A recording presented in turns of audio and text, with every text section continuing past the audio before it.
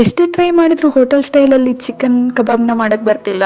ಚಿಂತೆ ಮಾಡಬೇಡಿ, ಇವತ್ತಿನ ವಿಡಿಯೋದಲ್ಲಿ ನಾನು ಹೋಟೆಲ್ ಸ್ಟೈಲಲ್ಲಿ ಕ್ರಿಸ್ಪಿಯಾದ ಮತ್ತು ಜ್ಯೂಸಿ ಚಿಕನ್ ಕಬಾಬ್ನ ಹೇಗೆ ಮಾಡೋದು ಅಂತ ಹೇಳ್ಕೊಡ್ತೀನಿ. ಮಿಸ್ ಮಾಡದೆ ಪೂರ್ತಿ ವಿಡಿಯೋನ ನೋಡಿ. ವಿಡಿಯೋ ಇಷ್ಟ ಆದರೆ ಲೈಕ್ ಮಾಡಿ, ಶೇರ್ ಮಾಡಿ, ಸಬ್ಸ್ಕ್ರೈಬ್ ಮಾಡಿ. ಹಾಗೆ ಲಾಸ್ಟ್ ವಿಡಿಯೋದಲ್ಲಿ ನಾನು ಮಟನ್ ಗ್ರೇವಿನ ಹೇಗೆ ಮಾಡೋದು ಅಂತ ಹೇಳ್ಕೊಟ್ಟಿದ್ದೀನಿ. ನೋಡಿಲ್ಲ ಅಂದರೆ ಈ ಕೂಡಲೇ ಹೋಗಿ ನೋಡಿ. Welcome back to my channel. Hotel style ಕಬಾಬ್ನ ಯಾವ ರೀತಿಯಾಗಿ, ಎಷ್ಟು ಸಮಯದಲ್ಲಿ ಮತ್ತು ಹೇಗೆ ಯಾವ ರೀತಿಯಾಗಿ ಮಾಡೋದು ಅಂತ ಹೇಳ್ಕೊಡ್ತೀನಿ. ಅದಕ್ಕೆ ಏನೇನು ಇಂಗ್ರೀಡಿಯೆಂಟ್ಸ್ ಬೇಕು ಅಂತ ಮೊದಲು ಹೇಳ್ತೀನಿ, ಬನ್ನಿ. ನಾನು ಇಲ್ಲಿ ಚಿಕನನ್ನು ತೆಗೆದುಕೊಂಡಿದ್ದೀನಿ. ಇದನ್ನು ಚೆನ್ನಾಗಿ ತೊಳೆದು ಇಟ್ಕೊಂಡಿದ್ದೀನಿ. ಇದಕ್ಕೆ ನಾನು 1 ಸ್ಪೂನಷ್ಟು ಸಾಲ್ಟನ್ನು ಹಾಕೊಳ್ತಾ ಇದ್ದೀನಿ. ನಂತರ ನಾನು 1 ಟೀ ಸ್ಪೂನಷ್ಟು ಅರಿಶಿನವನ್ನು ಇಲ್ಲಿ ಹಾಕೊಳ್ತಾ ಇದ್ದೀನಿ.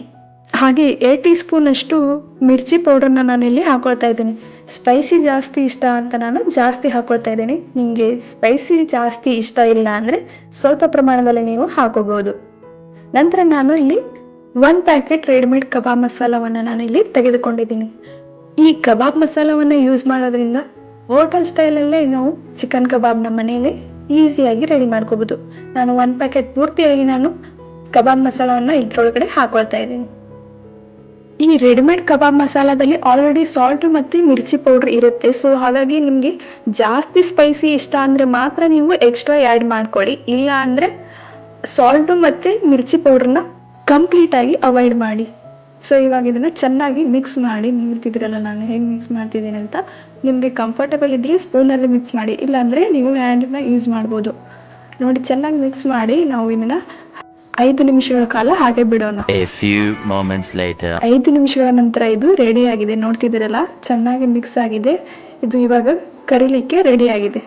ಒಂದು ಪಾತ್ರೆಯನ್ನು ಇಟ್ಕೊಂಡು ನಾವು ಅದರಲ್ಲಿ ಸ್ವಲ್ಪ ಎಣ್ಣೆಯನ್ನು ಹಾಕೋಣ. ನಾನು ಇಲ್ಲಿ 1 ಬೌಲ್ ಅಷ್ಟು ಎಣ್ಣೆಯನ್ನು ಇಲ್ಲಿ ಹಾಕೋತಾ ಇದ್ದೀನಿ.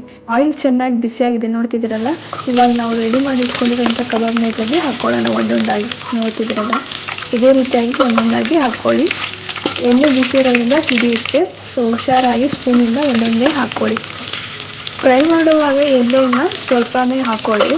ಜಾಸ್ತಿ ಹಾಕ್ಕೊಂಡು ಆಮೇಲೆ ಹಾಗೆ ಉಳಿದ್ರೆ ವೇಸ್ಟ್ ಆಗುತ್ತೆ. ಸೊ ಸ್ವಲ್ಪನೇ ಹಾಕ್ಕೊಂಡು ಫ್ರೈ ಮಾಡ್ಕೊಳ್ಳಿ.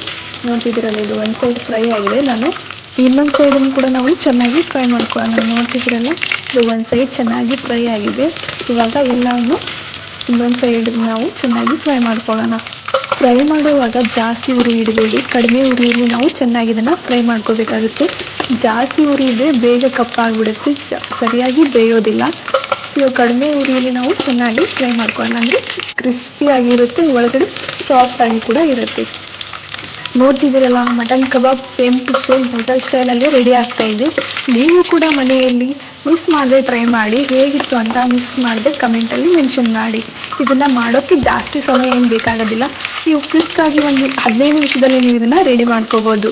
ಸೊ ಯಾಕೆ ಲೇಟ್ ಮಾಡ್ತೀರಾ, ಇವಾಗಲೇ ಹೋಗಿ ಚಿಕನ್ ತಂದು ಕಬಾಬ್ನ ರೆಡಿ ಮಾಡಿ. ನೋಡ್ತಿದ್ರಲ್ಲ, ಕಡಿಮೆ ಇಂಗ್ರೀಡಿಯೆಂಟ್ಸ್ನ ಯೂಸ್ ಮಾಡಿ ನಾವು same to same hotel style ಕಬಾಬ್ನ ಹೇಗೆ ಮನೇಲಿ ರೆಡಿ ಮಾಡ್ತಿದ್ದೀವಿ ಅಂತ. ಟೇಸ್ಟು ಕೂಡ ಸೂಪರ್ ಆಗಿರುತ್ತೆ. ಸೊ ಮಿಸ್ ಮಾಡದೆ ನೀವು ಮನೆಯಲ್ಲಿ ಟ್ರೈ ಮಾಡಲೇಬೇಕು. ಮಾಡಿ ನನಗೆ ಹೇಳಿ ಹೇಗಿತ್ತು ಅಂತ ಕಮೆಂಟಲ್ಲಿ. ಇವಾಗ ಇದು ಚೆನ್ನಾಗಿ ಫ್ರೈ ಆಗಿದೆ. ಇವಾಗ ನಾವು ಇದನ್ನು ಸರ್ವ್ ಮಾಡ್ಕೊಳ್ಳೋಣ. ಒಂದು ಪ್ಲೇಟಲ್ಲಿ ಸರ್ವ್ ಮಾಡ್ಕೊಳ್ಳಿ. ನೋಡ್ತಿದ್ರಲ್ಲ, ಇದು ಚೆನ್ನಾಗಿ ರೆಡಿ ಆಗಿದೆ. 2 ಸೈಡನ್ನು ಕೂಡ ಚೆನ್ನಾಗಿ ಫ್ರೈ ಆಗಿದೆ. ಸೊ ನೋಡ್ತಿದ್ದೀರಲ್ಲ ಹೇಗೆ ಕಾಣ್ತಾ ಇದೆ ಅಂತ. ನಾವಂತೂ ಇದನ್ನು ಟೇಸ್ಟ್ ಮಾಡಿದೆ. ಟೇಸ್ಟ್ ಅಂತೂ ಸೂಪರ್ ಆಗಿತ್ತು. ಸೊ ನೀವು ಕೂಡ ಮನೇಲಿ ಟ್ರೈ ಮಾಡಿ. ಹೇಗಿತ್ತು ಅಂತ ಮಿಸ್ ಮಾಡದೆ ನನಗೆ ಕಮೆಂಟಲ್ಲಿ ಹೇಳಿ. ಇದೇ ರೀತಿ ಈಸಿ ರೆಸಿಪಿಯೊಂದಿಗೆ ನಾನು ಮತ್ತೆ ನೆಕ್ಸ್ಟ್ ವಿಡಿಯೋದಲ್ಲಿ ಸಿಗ್ತೀನಿ.